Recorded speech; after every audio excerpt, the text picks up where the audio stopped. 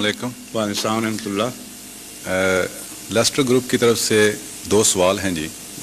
جو میرے مہمان ہیں وہ خود تو نہیں کر رہے لیکن مجھے انہوں نے ارشاد فرمایا. ٹھیک ہے, شوق سے فرمائیے. وہ 2 سوال کوئی ہمارے بنیادی عقائد کے متعلق نہیں ہیں, احمدیہ جماعت کے عقائد کے متعلق جنرل جو سوال ہیں. ایک سوال تو یہ ہے ان کا کہ دنیا میں اور بھی بہت سے فرقے ہیں اسلام میں اور کئی فرقوں کے بڑے بڑے عجیب عقائد ہیں. کیا وجہ ہے کہ ان کو سب کو چھوڑ کر کوئی ان کی طرف نظر نہیں اٹھاتا؟ کیا وجہ ہے کہ صرف جماعت احمدیہ کی جو پرسیکیوشن ہے وہی ہوتی ہے, سبھی مل کے اسی کی مخالفت کرتے ہیں؟ اس کے متعلق آپ کا کیا نظریہ ہے اور کیا جواب ہے؟ اور دوسرا سوال جب اس پہلے یہ ہو جائے پھر آپ تشریح رکھیں جب تک.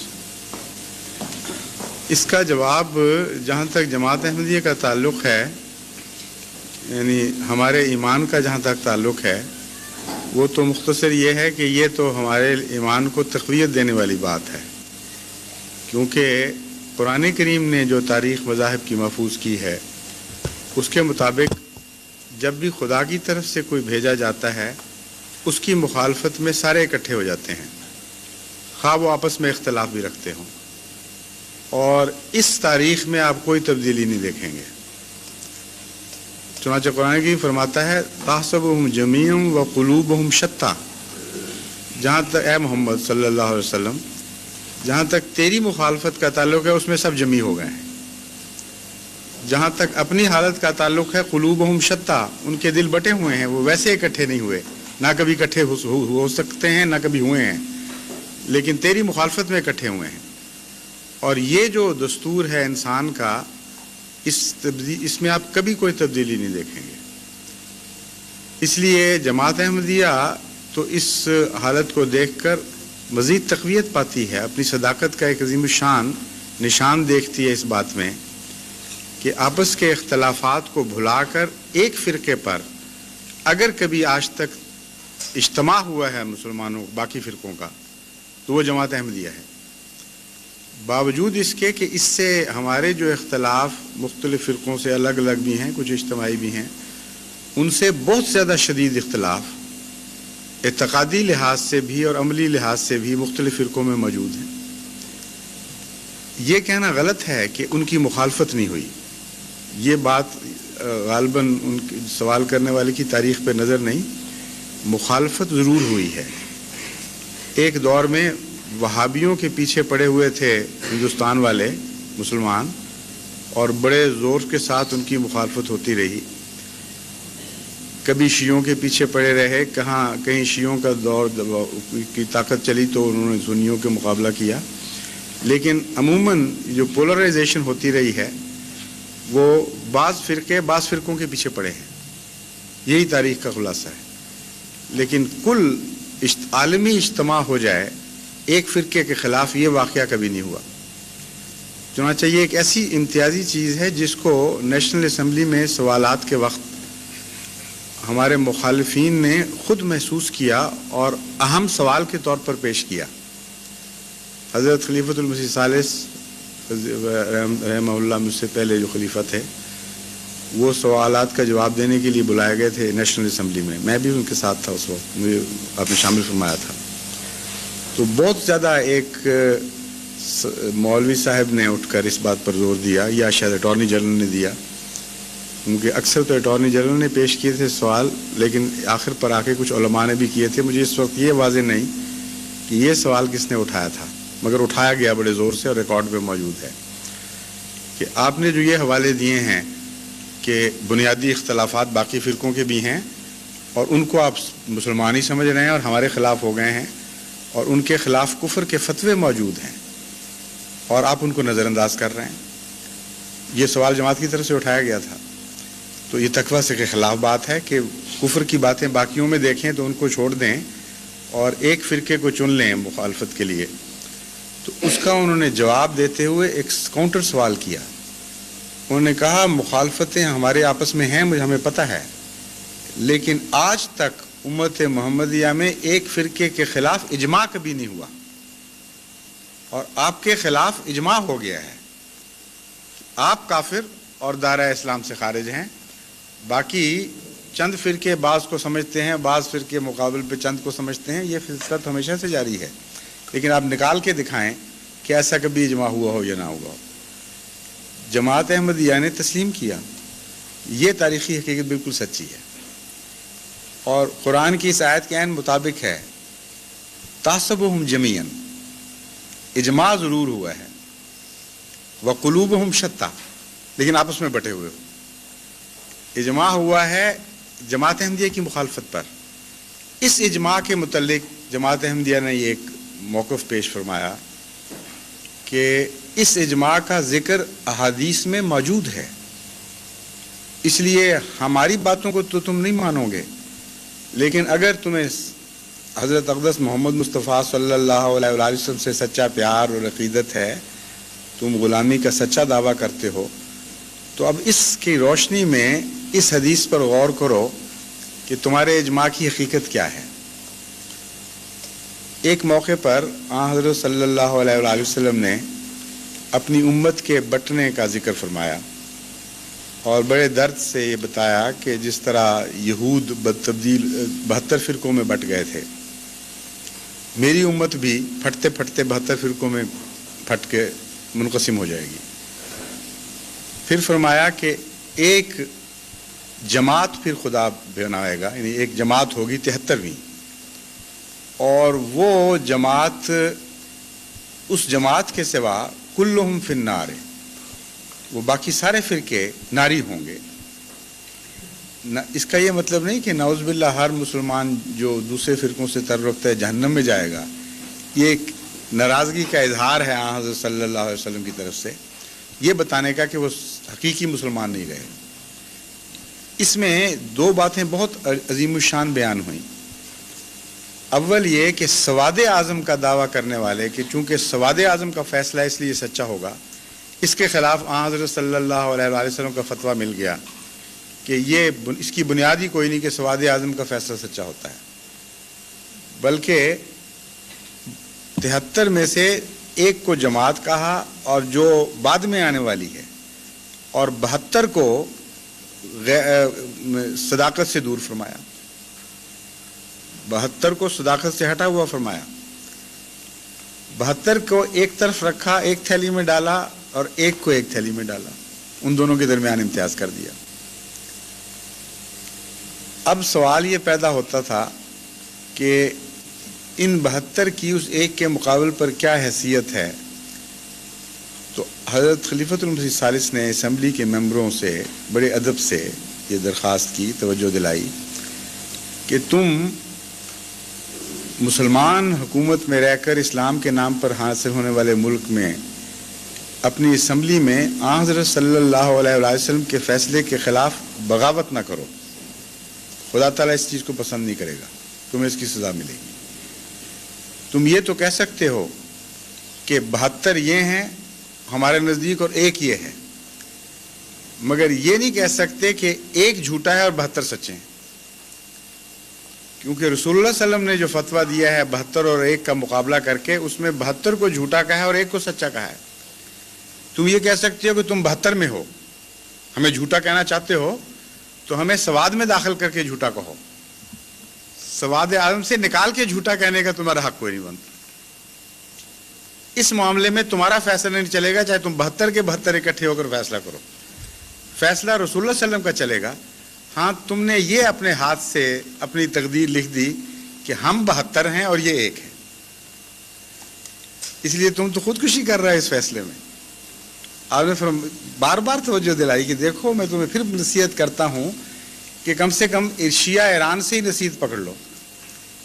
شیعہ ایران نے یہ فیصلہ نہیں کیا کہ 72 سچے اور ایک غلط، انہوں نے کہا 72 غلط اور صرف شیعہ سچے، اور یہ کہہ کر مسلمان کی تعریف یہ کی کہ جو شیعہ ہے وہ مسلمان ہے۔ چنانچہ ایران میں صرف ایک ہی اسلام ہے اس وقت، شیعہ اسلام، باقی اسلام سمجھتا ہی نہیں، وہ قانون کے طور پر سوائے شیعہ کے کسی کو مسلمان سمجھا ہی نہیں جا سکتا۔ تعریف میں جو داخل ہو گیا، آپ نے فرمایا غلط ہوگا تم نہ مانو، لیکن بغاوت نہیں ہے۔ کیونکہ رسول اللہ صلی اللہ علیہ وسلم کا فیصلہ ہے یہی کہ جہاں 72 ایک طرف ہوں گے اور ایک طرف ہوگا، ایک طرف ہو، تو تم 72 کو سچا اور ایک کو جھوٹا نہیں کہہ سکتے۔ اب اس کو ڈیولپ کریں مزید اس بحث کو، وہاں تو اتنی بحث ہو کر آپ نے وارننگ دے کے بات ختم کر دی تھی، تو جس پہلو سے دیکھیں بڑے ہی پر لطف نئے نئے مضمون جماعت احمدیہ کے حق میں ابھرتے جاتے ہیں۔ ایک یہ ہے کہ ان 72 کے اندر جن کے متعلق اسمبلی نے اعلان کیا اور اخباروں میں سرخیاں لگ گئیں کہ اسلام کے 72 فرقوں نے متفقہ طور پر جماعت احمدیہ کو دائرہ اسلام سے خارج کر کے باہر پھینک دیا ہے، یہ چھپے ہوئے اخبار پاکستان کے موجود ہیں، ہماری لائبریری میں یہ سرخیاں لگی ہوئی تھی، لفظ 72 لکھا ہوا اوپر، یہ خدا کی تقدیر نے لکھایا، بعد میں پچھتائے اور بعد میں ہم سے پوچھنے لگ گیا کہ کوئی نہیں 72 ہوئے ہی نہیں تھے، لیکن اللہ کی تقدیر جاری ہو گئی، اس فیصلے پر یہ چھپ گیا تھا سب کچھ۔ اب آگے چلیے، 72 میں ایسے لوگ موجود تھے جن کا عقیدہ یہ تھا کہ قبروں سے مانگنا، ان کی زیارت کرنا، یہ یقین رکھنا کہ قبروں پر ان میں مدفون لوگوں کی روحیں موجود ہوتی ہیں، جواب دیتی ہیں، اعانت کرتی ہیں جو مانگا جائے، اس عقیدے کے لوگ موجود تھے۔ اس عقیدے کے لوگ موجود تھے ان 72 میں جو یہ سمجھتے تھے کہ آن حضرت صلی اللہ علیہ وسلم حاضر ناظر ہیں اور اس معاملے میں خدا کے ساتھ شریک ہیں علم غیب میں بھی، اور جب آپ کا ذکر کیا جائے آپ وہاں تشریف لے آتے ہیں، موجود ہوتے ہیں، اسی لیے مولود میں کھڑے ہونے کا حکم ہے۔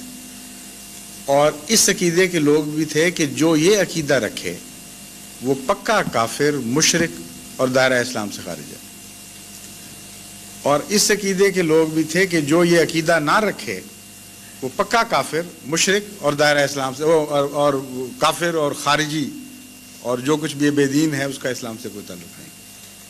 اس دن یہ فیصلہ کیا دونوں نے مل کے کہ ہم مسلمان ہیں اور احمدی جھوٹے اور دائرہ اسلام سے خارج۔ اب تقویٰ کہاں باقی رہ گیا اس فیصلے میں؟ اتنا بنیادی اختلاف ہو اور اسلام کی چھاپ کی اجازت دے دینا، اس کا مطلب یہ بنا کہ اب اسلام کے اندر بیک وقت متضاد عقیدے رکھے جا سکتے ہیں۔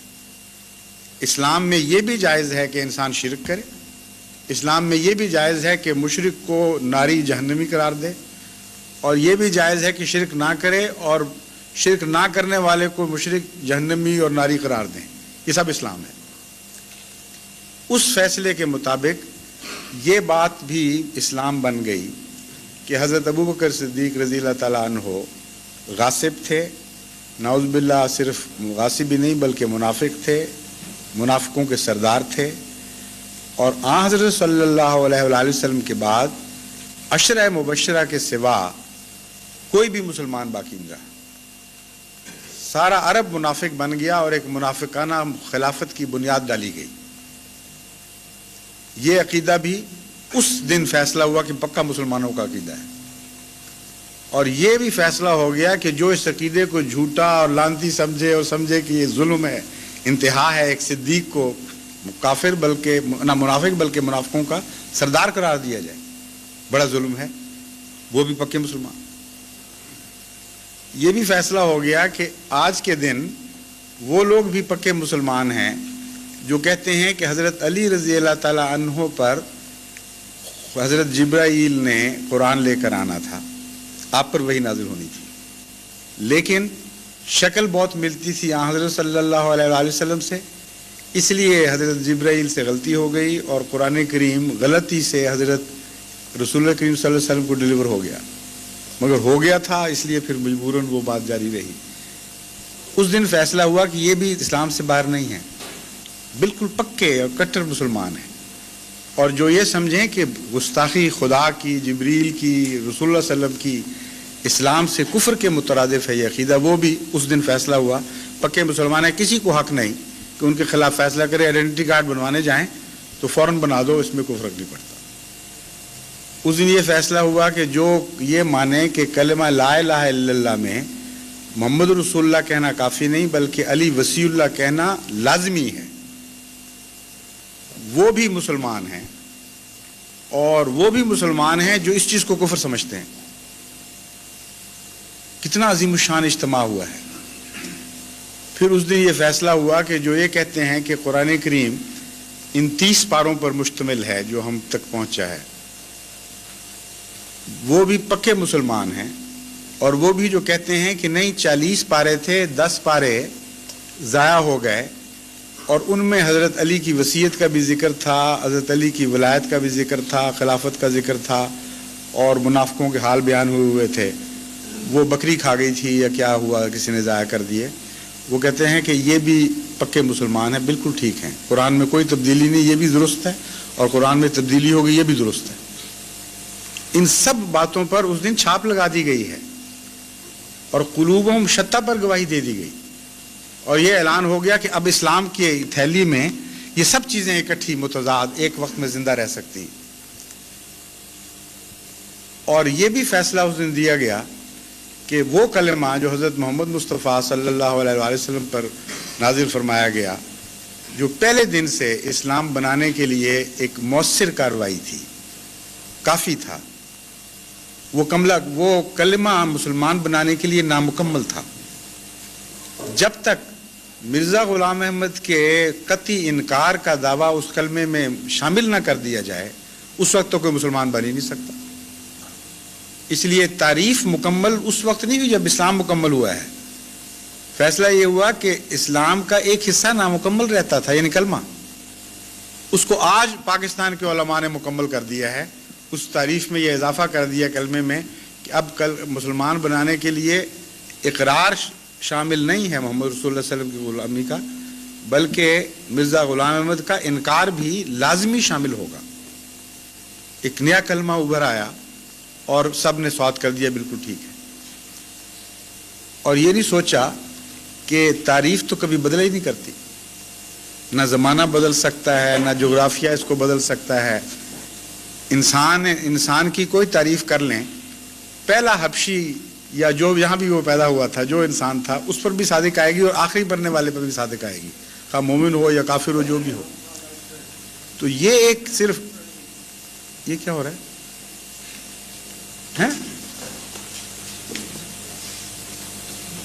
کیا؟ اچھا، تو بند کرا دیں. تو یہ بھی اس دن فیصلہ ہو گیا کہ اب یہ کلمہ جو تھا یہ نامکمل تھا، اب مکمل ہو گیا. اور یہ نہیں سوچا ان تعریف کرنے والوں نے کہ اگر یہ جھوٹا نبی ہے، اس نے جھوٹا دعویٰ کیا ہے، اس لیے ضروری ہو گیا ہے. تو حضرت صلی اللہ علیہ وسلم کی زندگی میں متنبی موجود تھا، ایک جھوٹا دعویٰ کرنے والا موجود تھا، اور ایک نہیں 2 تھے، اور آپ کے بعد بلکہ 3 بھی بیان کیے جاتے ہیں، اسود انسی اور ایک اور آپ کے وصال کے بعد تو کئی پیدا ہوئے. اور نہ آپ نے، نہ حضرت ابوبکر صدیق رضی اللہ تعالیٰ عنہ نے، نہ کسی اور خلیفہ نے، نہ کسی سنی نے، نہ کسی شیعہ نے کبھی اس کلمے کی تعریف کو چھیڑا اور اس میں اضافہ کیا کہ فلاں کا انکار کرو گے تو مسلمان ہوگے، ورنہ نہیں. کہیں انکار شامل نہیں. تو وہ اسلام جو ان کے نزدیک نامکمل تھا، رسول اللہ صلی اللہ علیہ وسلم کے زمانے میں بھی نامکمل رہا، نعوذ باللہ من ذالک، کیونکہ فنڈامنٹل اگر نامکمل ہے تو اس پر جو بنیاد ہے وہ بھی نامکمل ہے، اس کو تکمیل دی گئی. اور خالصتاً اجماع صرف انکار پر ہے، اصل میں اس کے سوا اجماع ہے کوئی نہیں. قلوبہم شتیٰ اپنی جگہ، اس پر صلح ہو گئی، اور ایک وجود کے انکار پر اتفاق ہو گیا. اس سے زیادہ قطعی دلیل احمدیت کی صداقت کی اور کیا چاہتا ہے کوئی؟ یہ واقعہ سچوں کے ساتھ گزرا کرتا ہے، اور اگر یہ سچے ہوتے تو ان باتوں پہ کبھی صلح نہ کرتے جو ان کی بنیادی اختلاف کی باتیں تھیں. تقویٰ کا تقاضا تھا. اگر کل وہ ان کو غیر مسلم کہہ رہے تھے، کافر کہہ رہے تھے اس عقیدہ رکھنے والوں کو، تو اب بھی کہتے چلے جاتے، کہتے ان میں ایک اور اضافہ ہوا ہے. یہ کوئی کہتا تو اختلاف کا حق موجود تھا، لیکن ان کو کوئی رسول اللہ صلی اللہ علیہ وسلم کا باغی قرار نہیں دے سکتا تھا، یا اسلام کا باغی قرار نہیں دے سکتا تھا، لیکن اب یہ کہہ کر باغی بن گئے. وہاں اسی موقع پر جب حضور اکرم صلی اللہ علیہ وآلہ وسلم نے ایک اجتماع کی پیشگوئی فرمائی کہ 72 ایک طرف ہوں گے گویا، اور ایک طرف ہوگا، یہ اجماع کی پیشگوئی تھی اصل میں. کیونکہ اس کے بعد اس بیان کے بعد ایک سوال کرنے والے نے سوال کیا کہ یا رسول اللہ یہ تو بڑی فتنے کی بات ہے، کیا بنے گا، ہم کس طرح پہچانیں گے کہ وہ ایک کون ہے؟ بڑا ہی اہم سوال تھا۔ 72 میں سے، بلکہ اب 73 ہونے والے تھے، یہود کے زمانے میں 72 تھے، 73 میں سے ایک سچا اور باقی جھوٹے، یہ فیصلہ دے رہے ہیں امت کے سردار صلی اللہ علیہ وآلہ وسلم، اور حکم یہ ہے کہ سچے کو ماننا ورنہ تم بھی جھوٹے ہو جاؤ گے۔ کتنا مشکل کام۔ اگر دلائل میں گھسیٹتے حضرت صلی اللہ علیہ وآلہ وسلم اور کہتے کہ قرآن کا مطالعہ کرنا، حدیث کا مطالعہ کرنا، یہ دیکھنا وہ دیکھنا، تو اکثر بیچارے لا علم اور کمزور اور جسے پنجابی میں ماتر ساتر کہتے ہیں، یہ بیچارے لوگ ایرا وغیرہ یہ تو مارے جاتے۔ کتنا مشکل سوال ہے، آج بھی کسی عالم سے پوچھیں تو چکر میں پڑ جائے گا، مگر حضرت اقدس محمد مصطفیٰ صلی اللہ علیہ وآلہ وسلم کی شان نبوت دیکھیں، کیسا واضح صاف دماغ خدا نے دیا تھا، مشکل سے مشکل معاملے کو آسان فرما دیتے تھے۔ آپ نے جواب دیا کہ یہ کون سا مشکل کام ہے، ما انا علیہ و اصحابی۔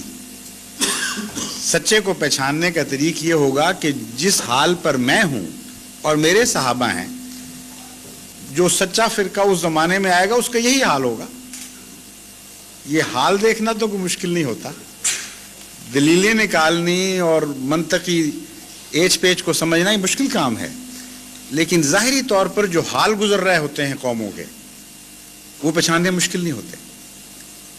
حضرت صلی اللہ علیہ وآلہ وسلم اور آپ کے غلاموں کا کیا حال تھا، اس بارے میں تو کسی مسلمان کو کوئی بھی شک کی گنجائش نہیں۔ پڑھا لکھا ہو، ان پڑھ ہو، اس کو یہ پتہ ہوگا کہ کلمہ پڑھنے والوں کو گلیوں میں گھسیٹا جاتا تھا، سزائیں دی جاتی تھیں، کلمہ پڑھنے کے حق سے محروم رکھا جاتا تھا۔ تبھی بلال پیدا ہوئے ہیں، تبھی وہ عظیم الشان عورتیں پیدا ہوئی ہیں جن کو دھوپ میں کھڑا کر کے زریں پہنا کے گرمی میں عذاب دے دے کے مارا گیا، اور گلیوں میں گھسیٹ گھسیٹ کے کتوں کی طرح ان سے یہ سلوک کیا گیا مسلمانوں سے، اس جرم میں کہ تم کلمہ پڑھتے ہو۔ یہ حال تھا یا نہیں تھا؟ بالکل کھلا کھلا حال تھا۔ مسجدیں بنانے سے روکا گیا، مسجدوں کو گھروں کے اندر جا کے بھی منہدم کیا گیا۔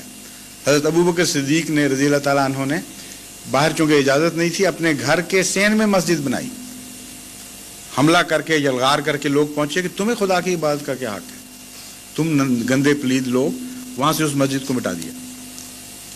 آپ کو حج سے روکا گیا، آپ کو اپنے فرائض منصبی عبادت سے روکا گیا، یہاں تک کہ قرآن کریم نے اس کا ذکر فرمایا کہ کتنا اندھیر، کتنا ظلم ہے۔ ینہا عبدن اذا صلی، کچھ بدبخت ایسے لوگ ہیں جو عبادت سے روکتے ہیں، جو خدا کی عبادت ہے۔ ایک بندہ کہتا ہے میں اپنے رب کی عبادت کر رہا ہوں، کہتے ہیں تمہیں کیا حق ہے، ہم تمہیں روکیں گے۔ یہ سارا سلوک حضرت رسول اکرم صلی اللہ علیہ وسلم اور آپ کے غلاموں سے ہوا، اور یہ اعلان کیے گئے کہ ان کی بیویاں حرام ہو گئیں، ان کو طلاقیں مل گئیں، جو مسلمان ہو جائے وہ آٹومیٹکلی اس کی شادی منسوخ، ان کے بچے اپنے والدین کا ورثہ پانے سے محروم، ان کے مکان لوٹ لو، ان کو گھروں سے نکال دو، اعلان کرو کہ اب تمہاری ہمارے یہاں کوئی گنجائش موجود نہیں، اب ہم تمہیں نیست و نابود کر کے چھوڑیں گے، یا اپنا مذہب تبدیل کرو اور ہمارے اندر واپس آؤ، ورنہ اس ملک میں تمہارا زندہ رہنے کا کوئی حق نہیں۔ یہ حقیقت کس مسلمان پہ پوشیدہ ہے آج بتائیں، پڑھا لکھا ہو یا ان پڑھ ہو، ہر ایک کو پتہ کہ یہ سلوک تھا۔ اور یہ سلوک جماعت احمدیہ کے ساتھ کس نے کیا ہے؟ ایک فرقے نے، دو فرقوں نے، اجماع ہوا ہے۔ اسی اجماع کے نتیجے میں بڑے فخر کے ساتھ سارے پاکستان میں مولوی دندناتے پھرتے ہیں، اور یہاں آ کر ان کو بھی بتاتے ہیں تم بھی شامل ہو جاؤ ہمارے ساتھ، تم یہاں بیٹھے کیا کر رہے ہو، اتنا ثواب کا کام، اتنا نیکی کا کام، کہ ہم کلمے سے روک رہے ہیں بدبختوں کو، ناپاکوں کو، اور تم پڑھنے دیتے ہو ان کو، تم بھی ان کو قتل کرو، تم بھی ان کو لوٹو۔ ان کا کیا حق ہے نمازیں پڑھیں؟ ہمارا حق ہے، خدا ہمارا ہے، ان کا نہیں ہے۔ ان کا کیا حق ہے رسول اللہ صلی اللہ علیہ وسلم کی تعریف کریں؟ ان کا کوئی حق نہیں، یہ ناپاک اور گندے لوگ ہیں۔ وہ سارے جرائم جو حضرت صلی اللہ علیہ وآلہ وسلم اور آپ کے غلاموں کے خلاف دشمنان اسلام کر رہے تھے، وہ ان سارے جرائم کی مرتکب آج یہ 72 کی جمعیت ہے اور عدالتوں میں گواہی دے چکے ہیں, جانتے ہیں ہم کیا کر رہے ہیں, یہ نہیں کہ ناواقف ہیں. کوئٹہ کی عدالت میں جب مسجد میں اسمار کی گئی اور احمدیوں کو کلمہ کے پڑھنے کے جرم میں قیدوں میں ڈالا گیا, تو عدالت میں ان کے جو جمعیت کا حفاظت ختم نبوت کی جو جمعیت تھی, ان کا صوبائی صدر ہے, وہ بیان دے رہا ہے. وکیل نے اس سے پوچھا کہ آپ یہ بتائیں کہ یہ سب کچھ جو آپ اس وقت احمدیوں سے کر رہے ہیں, حضرت صلی اللہ علیہ وآلہ وسلم کے زمانے میں یہ کون کس سے کیا کرتا تھا؟ جواب تھا کہ مشرک محمد رسول اللہ صلی اللہ علیہ وسلم اور آپ کے ساتھیوں سے یہی کچھ کیا کرتے تھے. ریکارڈڈ ہے یہ عدالت میں. تو شبہ کی کون سی گنجائش باقی رہتی ہے؟ میرے نزدیک تو اس واقعہ, جس واقعہ کو احمدیت کی تکذیب کے لیے سب سے شاندار واقعہ سمجھتے ہیں, میرے نزدیک اس سے بڑا واضح اور روشن ثبوت احمدیت کی صداقت کا اور کوئی پیش نہیں کیا جا سکتا, کیونکہ رسول اللہ صلی اللہ علیہ وسلم کی صداقت بھی اس کے ساتھ وابستہ ہو گئی ہے. آپ کی پیشگوئی پوری ہوئی, ہر لحاظ سے پوری ہوئی, ہر پہلو سے پوری ہوئی, اور اس میں اب کسی جھگڑے کی بات نہیں کہ عالم ہے غیر عالم, سب کے سامنے بات کھل گئی ہے. اگلا سوال.